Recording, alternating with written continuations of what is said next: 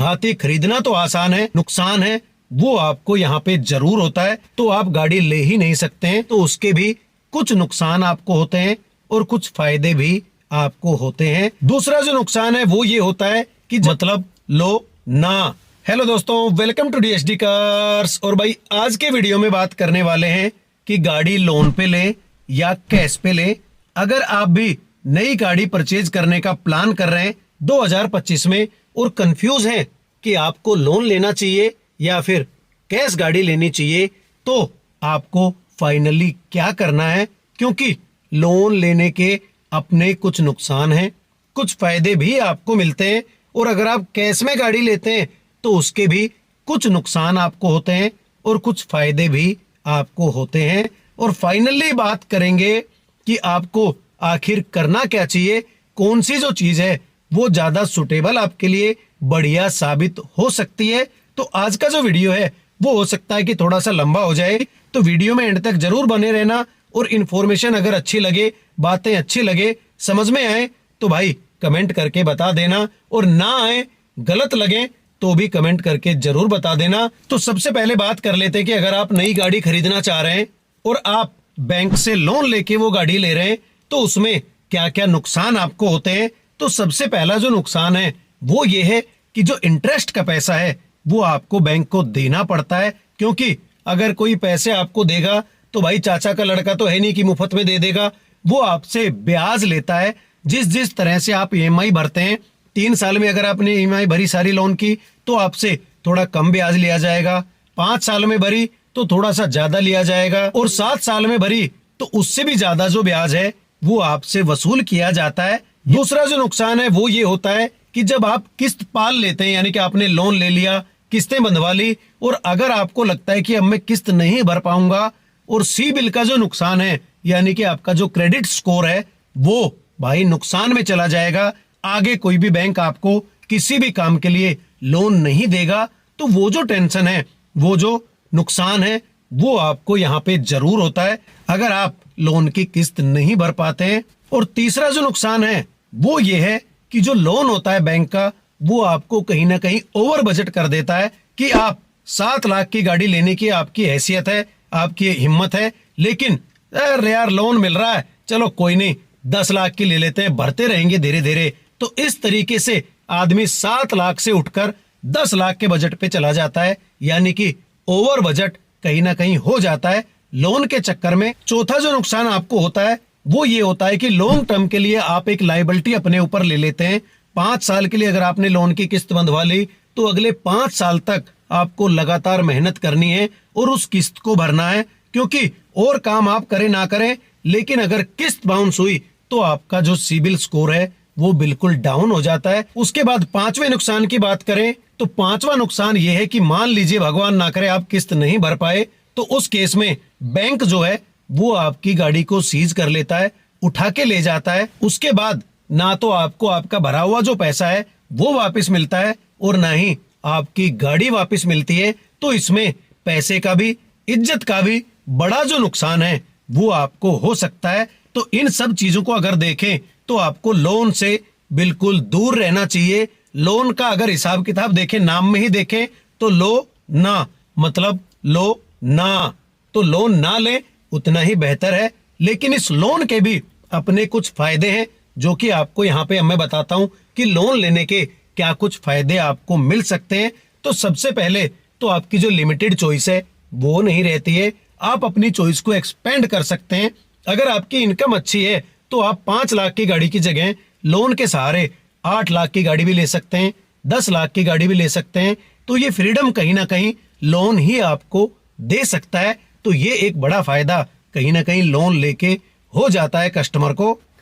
दूसरे नंबर पे आए तो बिना पैसे के आप गाड़ी के ओनर बन सकते हैं। अगर आपके पास 50,000 है, वो दे दो डाउन पेमेंट, लोन ले लो, गाड़ी ले आओ, आप गाड़ी के मालिक बन गए। अगर ये चीज आपको चाहिए कि आपको बिना पॉकेट में कुछ हुए अगर गाड़ी का मालिक बनना है तो ये चीज लोन से ही पॉसिबल है। तो लोन आपको लेना पड़ेगा, सिर्फ डाउन पेमेंट जो है वो आपके पास होनी चाहिए। उसके बाद बात करें तो इंस्टेंट जो कार है वो आप खरीद सकते हैं। अगर आप बात करें कि यार मैं सेविंग करूंगा उसके बाद मैं गाड़ी लूंगा, तो हो सकता है 2 साल, 4 साल, 5 साल, 10 साल लग जाए, लेकिन गाड़ी की जो कीमत है वो शायद फिर भी ना इकट्ठी हो पाए, क्योंकि जैसे ही आपके पास इकट्ठे होते हैं कुछ पैसे, उनमें कोई और खर्चा निकल आता है तो आप गाड़ी ले ही नहीं सकते हैं। अगले फायदे पे आए तो जो पैसा आपने लिया है बैंक से, उसको आप छोटी छोटी आसान किस्तों में देते हैं, तो आप पे ज्यादा जो प्रेशर है वो नहीं पड़ता है। वरना इतना पैसा एक साथ अगर आप किसी और से उठाएंगे तो उसका जो मोटा ब्याज है वो आपको कहीं ना कहीं भरना पड़ता है। तो ये भी फैक्ट है कि आपको जो पैसा बैंक दे रहा है उसको आप आसान किस्तों में धीरे धीरे करके चुका देते हैं, और कहीं ना कहीं जो गाड़ी है वो आपकी बन जाती है। तो ये तो हो गई भाई लोन की बात। अब बात कर लेते हैं कि अगर आप कैश में गाड़ी लेते हैं, भाई अब कैश में मेरे पास पैसा है, मैं कैश में लूंगा, तो उसमें आपको क्या नुकसान हो सकते हैं वो भी बात कर लेते हैं, क्योंकि कैश में गाड़ी लेने के भी कुछ जो नुकसान है वो आपको हो सकते हैं। नंबर 1 तो आपकी जितनी भी सेविंग है हाथ में वो आपके हाथ से चली जाती है, क्योंकि अगर 7 लाख रुपए हैं और आपने 7 लाख की गाड़ी ले ली, तो उसके बाद अगर कोई इमरजेंसी आई, कोई और खर्चे में पैसे की जरूरत पड़ गई, तो फिर आप कहां से पैसा लाएंगे?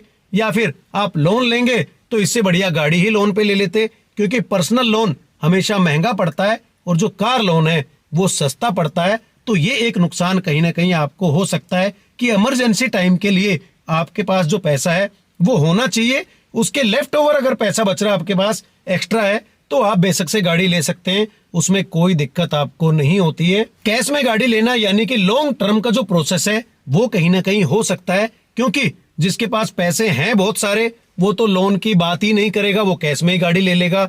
लेकिन जिसके पास पैसा नहीं है वही तो लोन की बात कर रहा है, और अगर वो कैश में गाड़ी लेने की सोचेगा, पैसे जोड़ना शुरू करेगा, तो हो सकता है 5, 4, 7, 10 साल कितने लग जाएं गाड़ी के पैसे इकट्ठे करते करते, और तब तक क्या हो ना हो वो कोई नहीं जानता है। तो इसमें जो टाइम है कैश गाड़ी लेने में वो कहीं ना कहीं एक आम आदमी का ज्यादा लग सकता है पैसा इकट्ठा करने में। अगले नुकसान पे आए तो अगर आप 5 लाख रुपए अपने पास लेके बैठे हैं तो आप 5 लाख की गाड़ी ले सकते हैं, फिर चाहे उस मॉडल में फीचर्स आए ना आए, या कोशिश करेंगे कि उससे भी नीचे अगर कुछ मिलता हो तो वो आप ले ले। कहीं ना कहीं ये चीज आपके लिए बेटर होती है, ऐसा करना भी चाहिए, लेकिन जो लिमिटेशन है वो आपके ऊपर जरूर आ जाती है अगर आप कैश में गाड़ी खरीदने की सोचते हैं। अब बात कर लेते हैं कि अगर आप कैश में गाड़ी लेते हैं तो उसके फायदे आपको क्या क्या हो सकते हैं, क्योंकि लोन में अगर आपने गाड़ी ली उसके नुकसान या फायदे हैं, तो कैश में भी गाड़ी लेने के जो फायदे या नुकसान आपको जरूर होंगे। तो सबसे पहला फायदा कि कोई भी जो इंटरेस्ट है वो आपको किसी को नहीं देना है, क्योंकि वो आपकी जमा पूंजी है जो आपने अपनी मेहनत से कमा के इकट्ठा किया है, उससे आपने गाड़ी ले ली है, तो उस पे आपने कोई भी जो ब्याज है वो किसी को नहीं देना। अपनी मस्ती में मस्त रहो और अपनी गाड़ी के मजे ले सकते हो। तो ये सबसे बड़ा जो बेनिफिट है वो आपको होता है कैश में गाड़ी लेने का। उसके बाद सिबिल स्कोर खराब होने का भी कोई डर नहीं है, यानी कि अगर मैं मोटा मोटी देखूं तो लोन लेने के जो नुकसान है वही कैश में गाड़ी लेने के फायदे कहीं ना कहीं होंगे आपके लिए। अगर आप कैश में गाड़ी लेते हैं तो आप, मैं लिख के देता हूं कि आप ओवर बजट हो ही नहीं सकते, क्योंकि आपके पास 7 लाख रुपए हैं तो 8 लाख की आप गाड़ी ले ही नहीं सकते, क्योंकि उसके लिए फिर से या तो आपको उधार मांगना पड़ेगा, लोन लेना पड़ेगा। लोन और उधार दोनों बात तो एक ही हो गई, तो उसमें आप ओवर बजट नहीं जा सकते। ये भी आपके लिए बड़ा फायदा हो जाता है। लंबे टाइम के लिए कोई लायबिलिटी आप पे नहीं है। आपने 5 साल काम किया, गाड़ी के पैसे जोड़े, गाड़ी ले ली, उसके बाद हो सकता है भगवान ना करे मेरी तरह आपकी नौकरी छूट जाए, तो आपको किस्त वगैरह भरने की कोई ऐसी टेंशन नहीं होती है। आपकी इनकम कम भी हो गई तो भी आप अपने घर को चला लेंगे। तो ये भी एक जो बड़ा फायदा है वो आपके लिए हो जाता है। और सबसे बड़ा जो फायदा होता है वो होता है पीस ऑफ माइंड, यानी कि भाई अगर मैंने किस्त नहीं भरी तो बैंक वाला मेरी गाड़ी उठा ले जाएगा, समाज में मेरी बेइज्जती हो जाएगी, उन सब चीजों से भी आपको छुटकारा मिल जाता है अगर आप कैश में गाड़ी लेते हैं।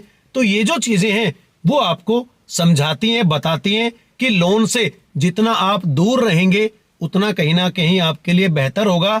लेकिन कई बार सिचुएशन ऐसी होती है कि लोन लेना ही पड़ता है, क्योंकि आप इतने दिन लग के भी जो सेविंग है गाड़ी खरीदने के लिए वो हो सकता है कि इकट्ठा ना कर सकें। अब बात करते हैं कि आपको करना क्या है। क्या आपको लोन पे गाड़ी लेनी चाहिए, नहीं लेनी चाहिए, कैश में लेनी चाहिए, नहीं लेनी चाहिए? तो मेरी अगर बात माने तो मेरा सीधा सा फंडा है कि अगर आपके पास पैसा है तो इमरजेंसी फंड पहले एक साइड रख दीजिए, उसके बाद देखिए कि आपके पास कितना पैसा एक्स्ट्रा है। अगर आपके पास 7 लाख रुपए एक्स्ट्रा बचता है इमरजेंसी फंड निकालने के बाद, तो आप 6 लाख की ही गाड़ी लें, क्योंकि उसमें तेल भी फूकना है, उसके ऊपर कोई और छोटा मोटा खर्चा भी करना पड़ सकता है। और अगर आपके पास कोई चॉइस नहीं है, पैसा है ही नहीं, आप सेव भी नहीं कर सकते, मजबूरी है कि आपने लोन लेना ही है, तो आप लोन ले सकते हैं। उसमें ऐसी कोई आफत नहीं आ रही, कोई इतनी बड़ी बुराई भी नहीं है। अगर आपकी इनकम है कि आप बचा के 10,000 रुपए मंथली किस्त दे सकते हैं, तो उसके हिसाब से आप लोन भी ले सकते हैं। लेकिन लोन लेते टाइम क्या ध्यान रखना है आपने, वो ये है कि कम से कम जो ब्याज दर है उसका लोन आप लें। फुल ट्राई करें इस बैंक उस बैंक सबके पास कि कौन सा बैंक सबसे कम दर पे आपको लोन दे सकता है, तो वहां पे आप अपनी कंजूसी करिए, कड़ाई करिए, अच्छे से पूछताछ करिए ताकि आपको बेनिफिट हो सके। उसके बाद जितनी हिम्मत है उतनी ही किस्त बंधवाइए, क्योंकि अगर आपने ज्यादा किस्त बंधवा ली और आप किस्त नहीं भर पाए तो आप मुश्किल में फंस जाएंगे। जितना मैक्सिमम पॉसिबल हो वो डाउन पेमेंट करिए, और जो लोन है वो कम से कम अमाउंट का आप कराइए, ताकि जो किस्तों का बोझ है वो आप पे कम पड़े।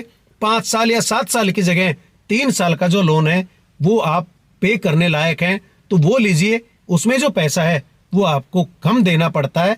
और भाई हमने तो आज तक अपने बड़े बूढ़ों से यही सीखा है कि जितनी चादर हो उतने ही इंसान को पैर फैलाने चाहिए, क्योंकि एक्स्ट्रा पैर फैलाने के चक्कर में या तो भाई सर पे से चद्दर हट जाएगी या फिर पैरों पे से चद्दर हट जाएगी, तो दोनों ही केस में नुकसान आपका होना है। तो जितना आपका बजट है उसके भी नीचे रह के अपने लिए गाड़ी प्लान करें, ताकि कोई एक्स्ट्रा बर्डन आपके ऊपर ना हो। दिखावे के चक्कर में हम गाड़ी तो ले लेते हैं बड़ी, लेकिन फिर उसको चलाना मुश्किल हो जाता है। जिस तरह हाथी खरीदना तो आसान है लेकिन उसको पालना बड़ा मुश्किल हो जाता है। तो ये चीजें, लोन जो है वो लेने में आसान लगता है लेकिन भरने में बड़ा मुश्किल कहीं ना कहीं आपके लिए साबित हो सकता है। तो भाई यही था आज का वीडियो। अगर वीडियो अच्छा लगा हो तो प्लीज चैनल को सब्सक्राइब कर देना और मुझे अपना सपोर्ट देते रहना। वीडियो को एंड तक देखने के लिए थैंक यू दोस्तों।